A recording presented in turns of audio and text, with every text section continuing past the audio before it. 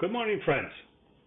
In today's video, I would like to begin a series in which I examine words and phrases commonly used in propaganda. And today's video will be all about a word that I hear all the time in political speeches. I read it in newspaper articles. I see it in Facebook posts and tweets.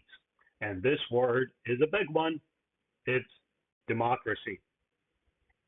But before I begin into the word itself and the idea, I would like you to hit that like button. And if you haven't done so already, subscribe to my channel. I am making content regularly. And if you subscribe to my channel, you will have updates whenever a new video comes out. And by liking this video, you will help me grow an audience and amplify my voice in the debate about the future of the human race. So what is democracy? If you were to type in the word democracy into your search engine, you would get a bunch of hits. The very first one, of course, will give you a very basic definition of democracy, and it is basically originates in ancient Greek, and it's a combination of two words, demos, which sometimes is translated as people, and sometimes it's translated as citizen, and kratos, which means rule or power. In other words, people power or citizen power. Now, I believe that it's more accurate to say that it's citizen power because not everyone who resides within a country is a citizen.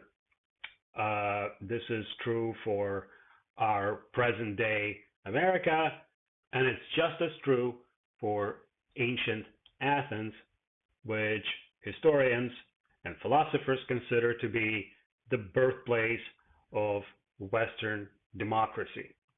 Okay, so what I want to do is I kind of want to look really quickly at ancient Athens in order to illuminate for you some interesting facts. So, in ancient Athens, only about, at best, 30% of the population participated in the so-called Athenian democracy. Can you guess why? If you said only men voted, you would be right. If you said only free men voted, you would be right again. If you said only free property holding men could vote, you would get 100% score. That's right. Athenian democracy excluded women and it excluded slaves. Even from the very beginning of this kind of form of government, it already had its critics, right? And one of the most famous critics of democracy was Plato and Socrates.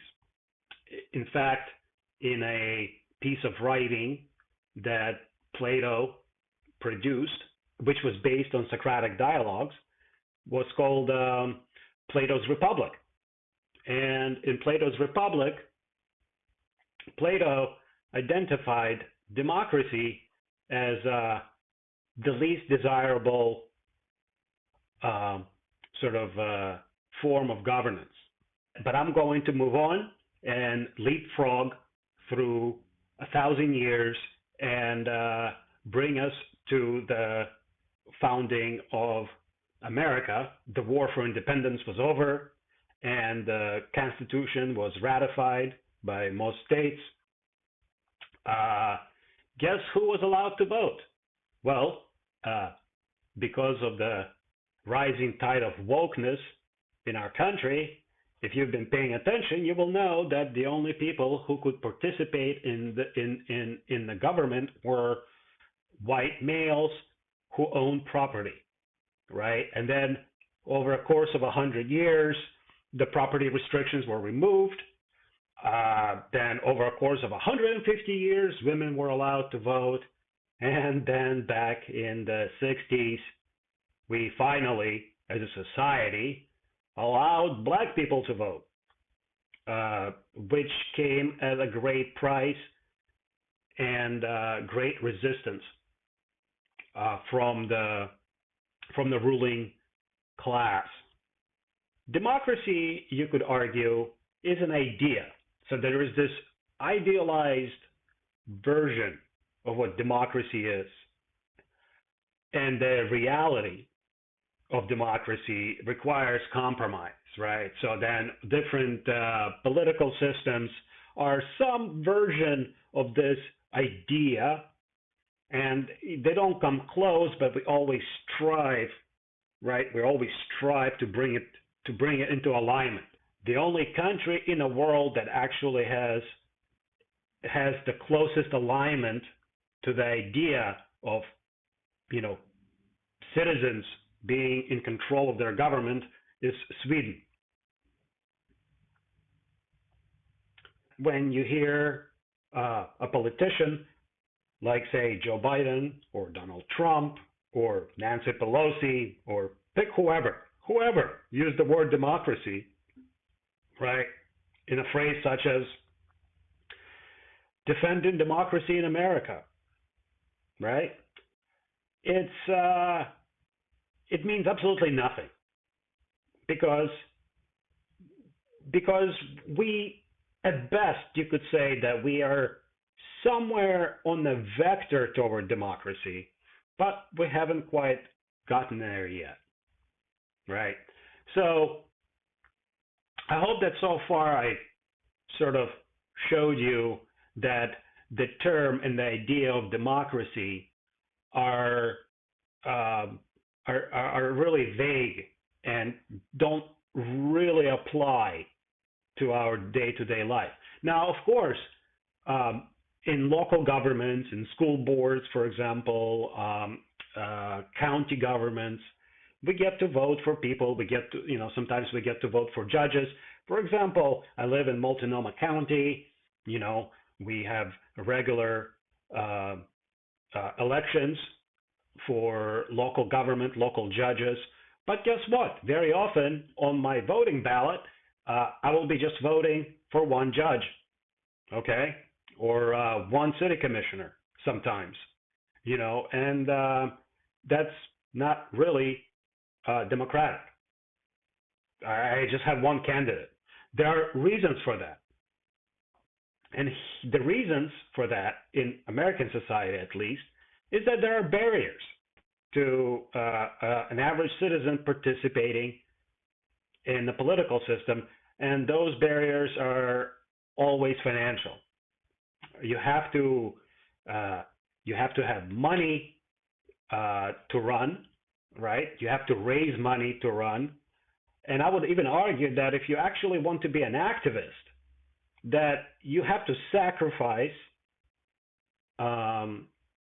let's say, your day job, or you have to sacrifice the time you spend with your family in order to take part in politics.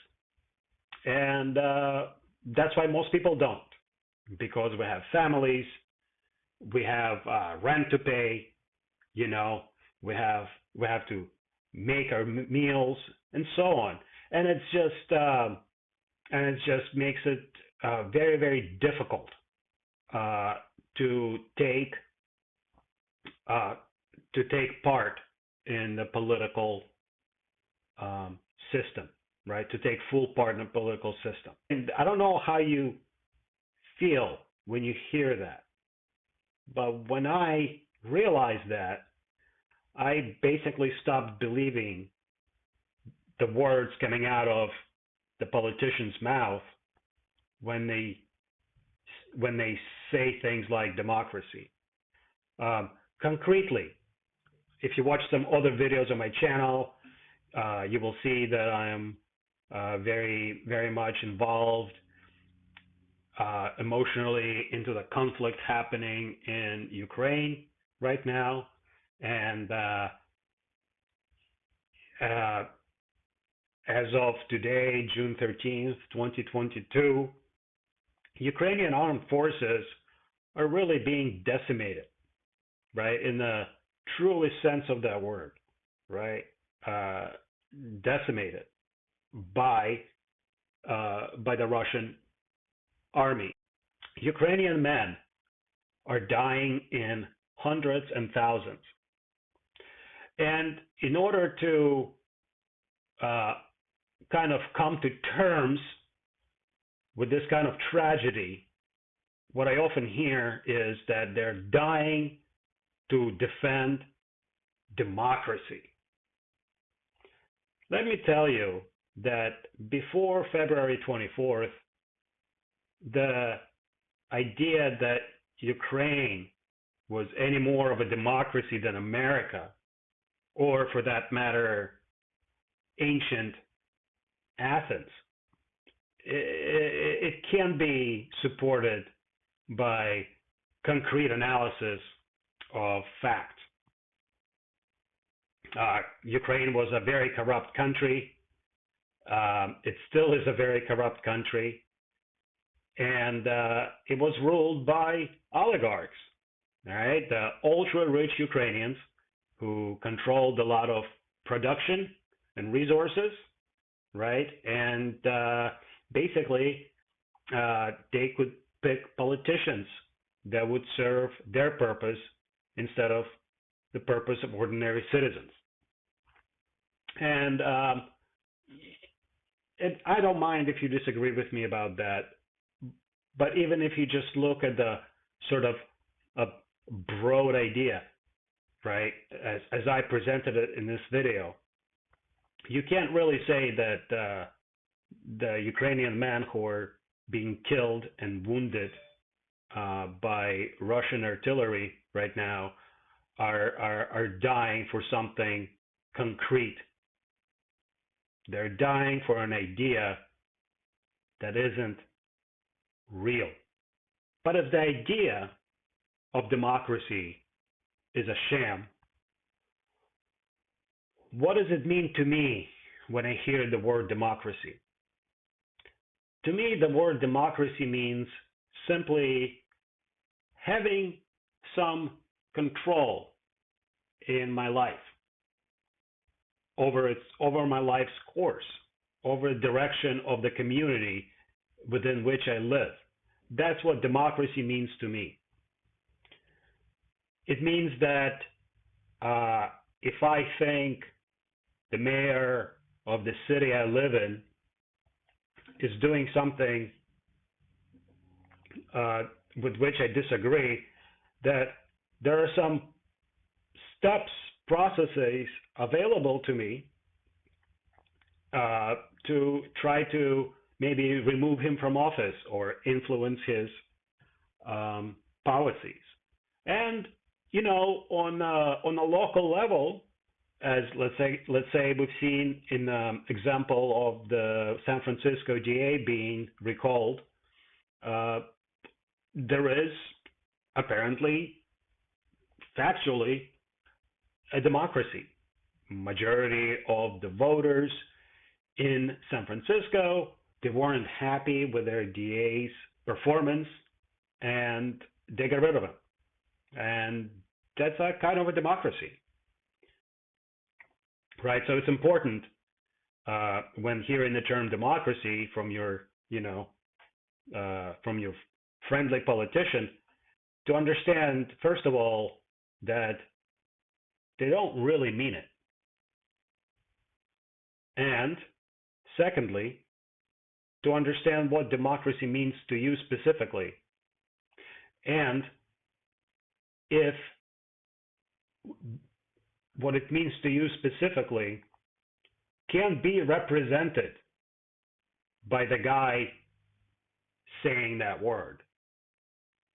So when Biden, for example, says that he's sending billions of dollars to help Ukrainians defend democracy,